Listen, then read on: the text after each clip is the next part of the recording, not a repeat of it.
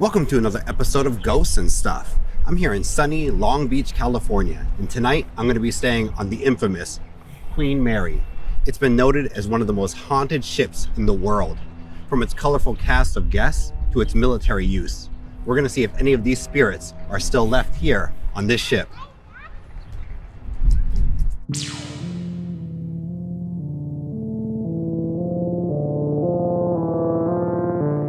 Once hailed as the grandest ocean liner of her time, the Queen Mary carried soldiers to war, celebrities across the Atlantic, and secrets into the deep.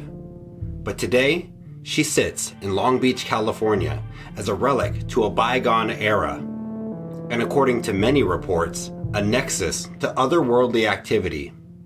From phantom footsteps echoing down empty corridors to ghostly apparitions in her abandoned swimming pool, the Queen Mary has earned a reputation as one of the most haunted places in the world.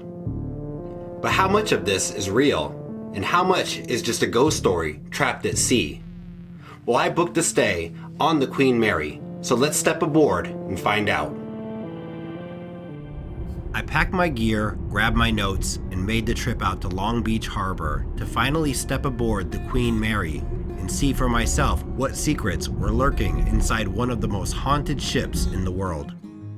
Once I arrived and set eyes on her, I was hit with just how massive the Queen Mary really is. This towering, rusted giant looming over the harbor like a hulking ghost in steel, frozen in time. I was ready to finally step aboard and made the walk over the entrance bridge into the front reception area. Seeing the ship up close made me realize the amount of ship there was to explore.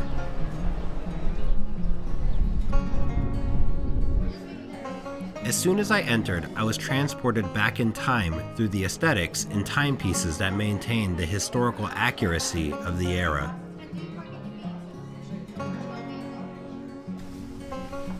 After getting checked in, I made my way through the tight corridors to my room for the evening. The dim lighting and stale air set the mood for any ghostly encounters that might occur in those walls.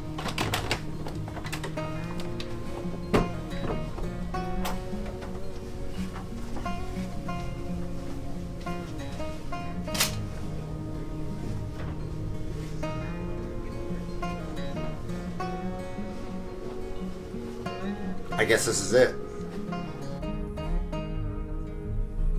The room captured the essence of a luxurious cruise liner from the 1930s, with a few modern amenities.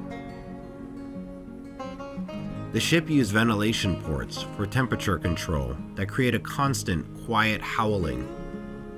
The Queen Mary maintained her historical allure with working portholes with views of the Long Beach harbor and room decor from its original construction. The bathroom was a little strange with the amount of knobs in the shower and the push lever for the toilet. Other than the historical decor, the room held its charm, and I was excited to spend this evening on this haunted ship.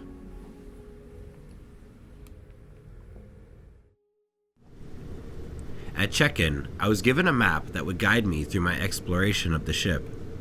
The map highlighted specific exhibits and areas that were only open until the evening, so I had to make good use of the time I had and get to those before they closed.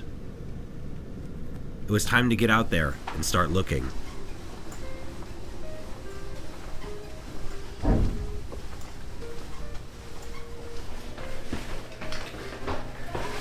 There's some very creepy staircases in here, very tight quarters, and I don't know, it kind of gives you that nautical sense of dread. I don't know if it's just because of the history of this place or knowing about how many people have died here. They claim that this ship has taken the lives of over 300 people between World War II and just ship malfunctions and foul play that's happened in some of the rooms. But we're going to keep exploring, and we're going to go look at the isolation ward now. Now, this is the room where they would put everybody. I guess it's not a room, it's a ward.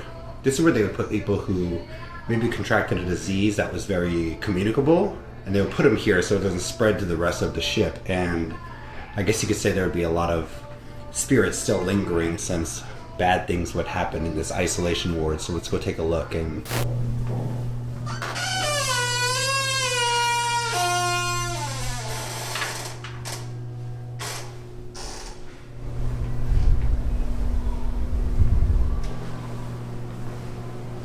I think I see the isolation ward.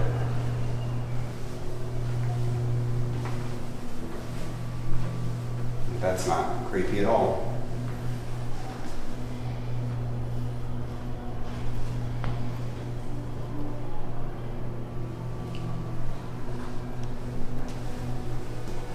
Let's keep moving.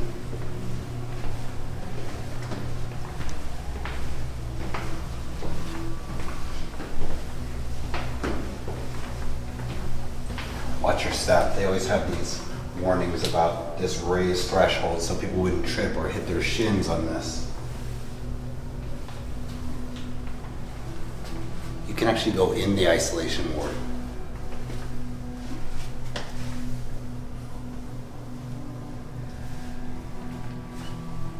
So this is what an isolation room would look like. It's kind of similar to a jail. Maybe it could be like the brig, but usually infectious disease was contained in these small rooms where you still had the things that you needed to survive. You had a makeshift bed, water, a little bit of fresh air, but you were cut off from the general population. Feels heavy in here. The air is kind of like, I don't know, moist and dense. It's just, ugh, I don't like it. It's kind of claustrophobic with these dark ceilings too. It's all painted black and it's very, I don't know, chilling. I don't want to say sterile because it doesn't look sterile. It looks very dirty and grungy. But that could be because of the age.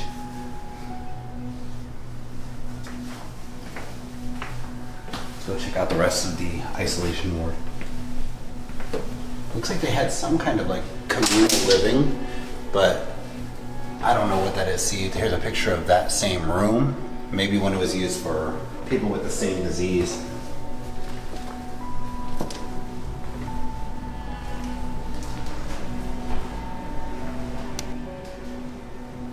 And see here, they're talking about burials at sea.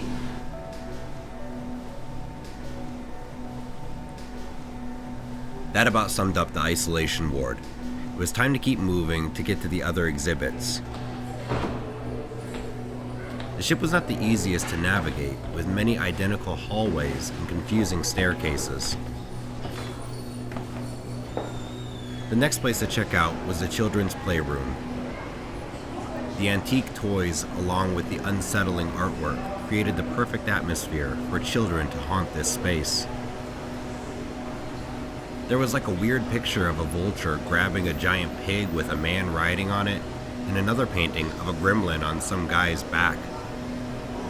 Plus, I don't like dolls. This is probably as close as I wanted to get to that room.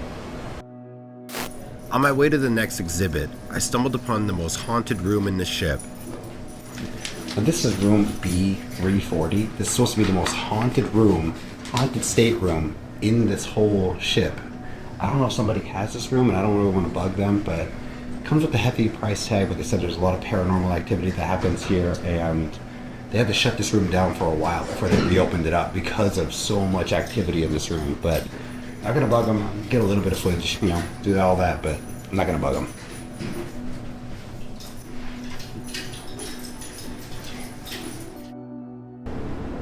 After roaming the interior, I decided to take a stroll on the sun deck and get some fresh air. From the sun deck, the bridge is accessible. Standing on the bridge of the Queen Mary, it's easy to feel the weight of everything this ship has seen. From here, officers once navigated her across the Atlantic, steering through both peacetime luxury and the chaos of war. Some say the bridge still holds the energy of those tense wartime crossings, that strange noises echo through the controls, and shadowy figures have been spotted where the captain once stood. It's a place frozen in time, with one foot in history and the other in something weirder, maybe darker. After the bridge, I made sure to find the entrance to the engine room and propeller box. These rooms were known to carry a heavy paranormal presence. The engine room is the beating heart of the Queen Mary, or at least it was. Massive turbines, pipes, and gauges still loom like industrial relics from another world, once powering this 80,000-ton vessel across the Atlantic. The heat, the noise, the pressure down here would have been overwhelming when she was alive. Today, it's cold, silent, but not exactly empty. This is where people say they've seen shadowy figures, heard clanging footsteps, or felt watched by something they can't explain. There's also the story of a crew member, John Petter, who was crushed by one of the watertight doors. Some claim his spirit still lingers in that very spot, caught in a loop that never ends. The propeller room caught me off guard. There's something about giant objects underwater that give me the creeps. I don't know what it is, but it was unsettling looking at this giant object underwater with an eerie green glow. On the same level as the engine room and propeller box, World War II exhibit rooms were open to explore. These exhibits were full of uniforms, faded photographs, and personal artifacts that tell the story of the soldiers that once filled those walls. There was also audio from the time period to bring the rooms to life and really immerse you in the chaos of war. Some visitors claimed to hear marching boots echoing in those corridors, or catch a whiff of smoke where there is none. The Queen Mary didn't just carry people, she carried fear, hope, and sacrifice. Maybe some of those souls are still bound there by duty.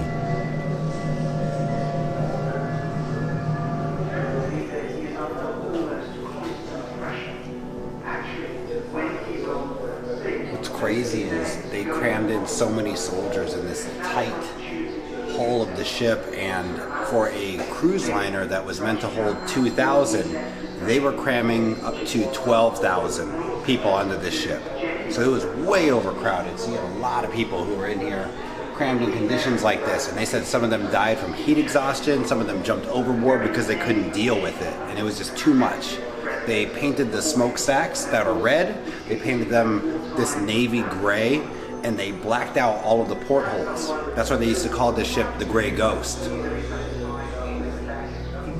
The final room in the exhibit was Winston Churchill's bedroom, that doubled as his office. During World War II, Churchill used the ship as a command post at sea, even signing key documents from this very room. Many tough decisions and sleepless nights were spent in these cramped quarters. After that, it was time to head back to the room for a break. It's been a busy day here on the RMS Queen Mary.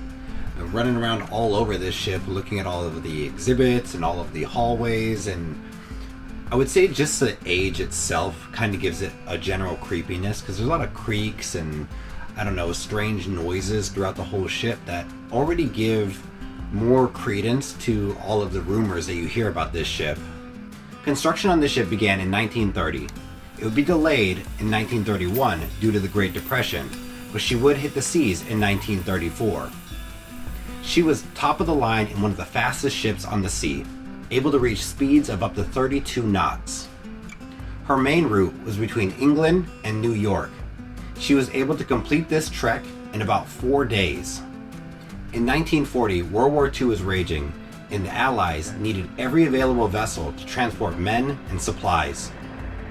The Queen Mary, known to be a fast, huge ship, was outfitted for war. They painted the smokestacks navy gray, and they blacked out all of these portholes. It was known as the Gray Ghost.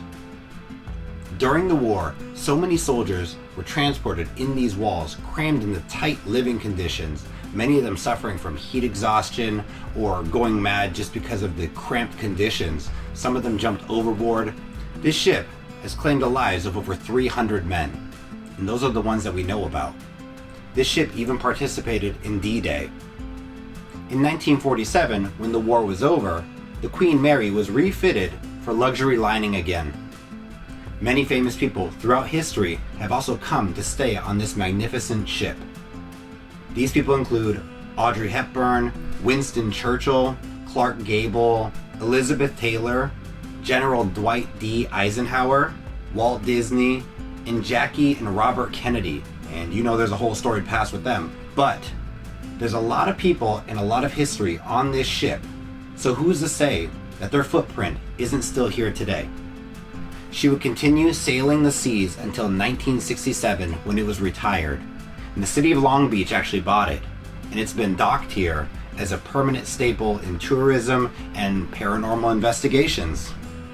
I want to see if any of these spirits are still here today. It definitely has the right atmosphere and the right touches. I like that they kept a lot of the original wood, the original portholes that are actually, you could use them. See, they swing. Look, if you look at it, you can move them.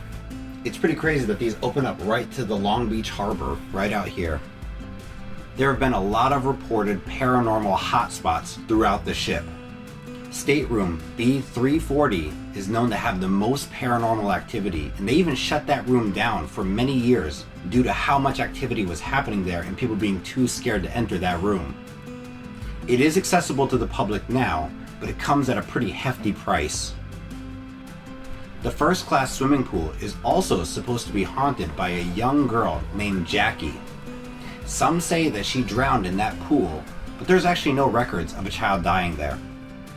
There's also another famous apparition here, named Petter's Ghost. Petter wouldn't survive an emergency exercise when one of those airtight doors came down on him, crushing him. They say that he still walks these halls with a giant wrench. Some say that they hear his footsteps throughout the hallways. I don't know, we're gonna see if we can find him.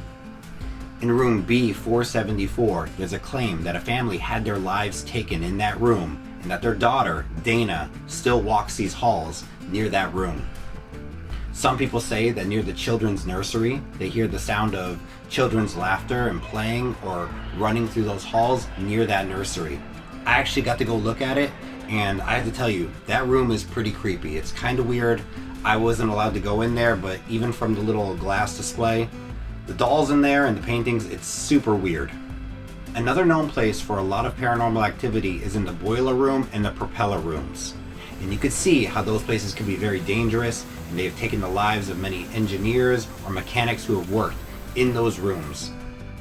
And the paranormal activity that people report, it's your pretty typical stuff like cold spots or being touched or hearing voices, footsteps creaking, the feeling of being watched, all of your typical ghost stuff.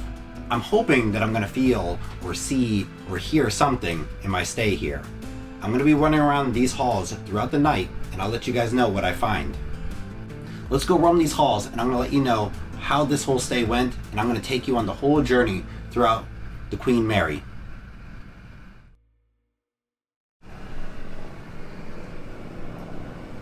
As night fell on Long Beach Harbor, it was time to head out into the halls of the empty ship without the daily visitors aboard. Maybe the spirits are more active without the crowds.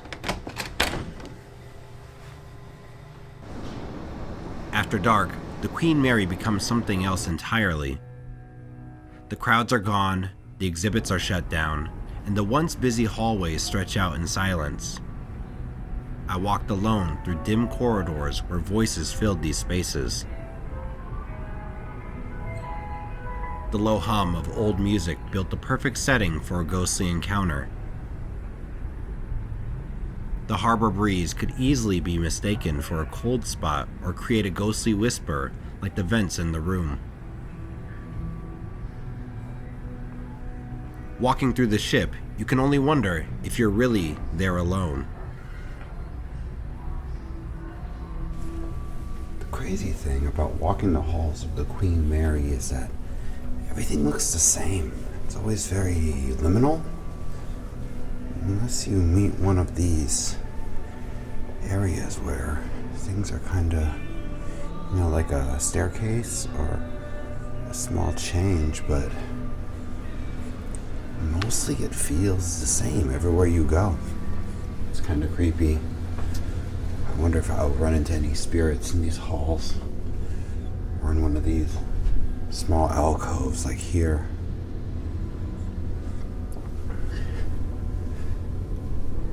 I don't know. And no matter what time of day it is, it's always the same lighting. It says there was a ghost sighting right here. I don't know if you guys can read it or not.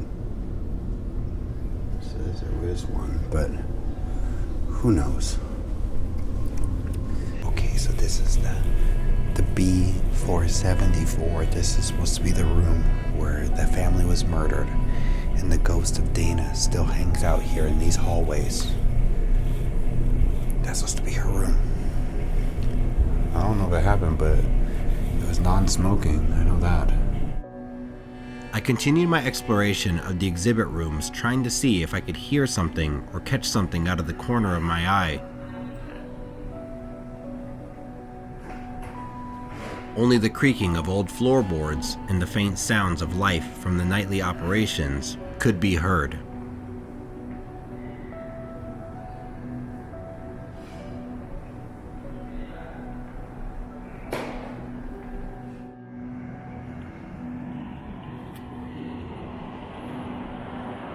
The decks are now cold and still without the security of day in the business of the harbor. The stillness is unsettling, and the deck lights play tricks on your eyes as you scan for figures in the darkness. Along the deck there was open portholes into empty rooms that had an eerie stillness and quietness that was just separated from the outside world. It feels less like you're on a ship, and more like you're walking through a piece of history or a memory loop. Nothing strange or unusual happened, just darkness, still, ocean air. But I didn't quite feel alone on the deck of the ship.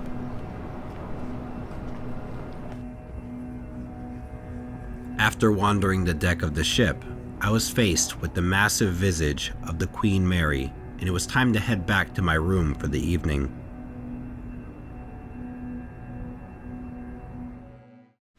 I just got back in my room in the Queen Mary, and it's getting pretty late. I was trying to explore any of the places that I might have missed and just get some footage of the hallways or any areas that might have more paranormal activity to try to capture something.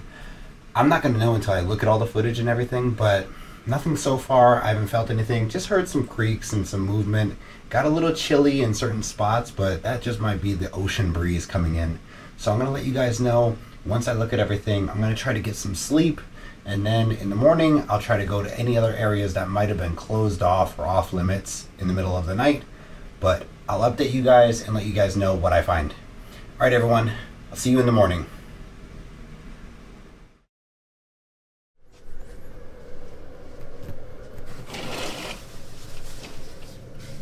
It was a foggy morning in Long Beach. Nothing happened in the middle of the night. Just still ocean air.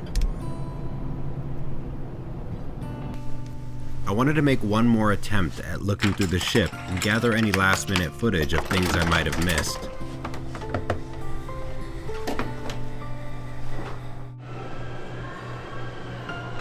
The empty corridors with the foggy daylight made the ship look completely different, but much more comfortable than the ship at night. It lost its eeriness and left an inviting historical masterpiece. Here you could sit on these benches and just take a look at the harbor and Long Beach, which is actually kind of nice. It's a beautiful view. It's nice and peaceful when everybody isn't here yet.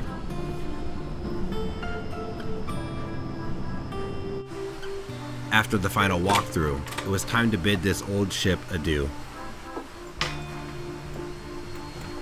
Although nothing happened during my stay, there was a heavy presence in the air and a feeling of lingering memories throughout the Queen Mary.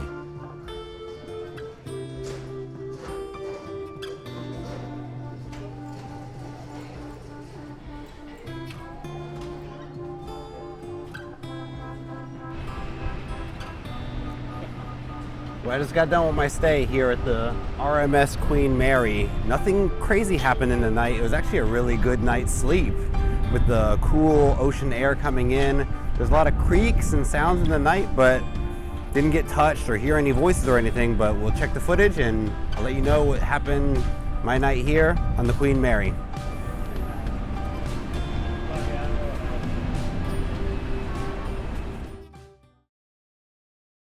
Whew. So, whether the Queen Mary is a floating portal to the other side or just an old ship with a lot of history and a few creaky floorboards, one thing's for sure.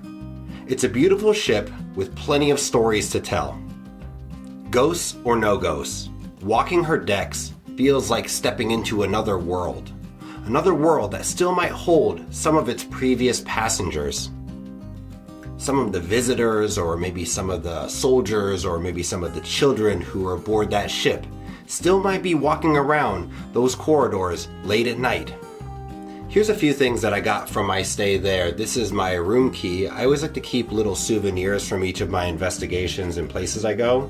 And this is a postcard that they leave in your room. I thought it was cool that they just let you take this, so I brought them along with me. I know some people say don't take things from haunted locations, but I always like to keep little souvenirs. If you're in the Long Beach area and you get a chance to stay on the Queen Mary, I would definitely recommend it. It's just a wonderful stay and a step into history that I think everybody can enjoy. I want to thank you all for watching this video and coming aboard with me on the Queen Mary. If you liked it, hit that like and subscribe. If you didn't, thank you for watching this long. Let me know if you stayed there and you encounter anything paranormal or unusual. I didn't on my stay, but I would love to hear your guys' experiences on the Queen Mary. Well everyone, this has been the Queen Mary on Ghosts and Stuff.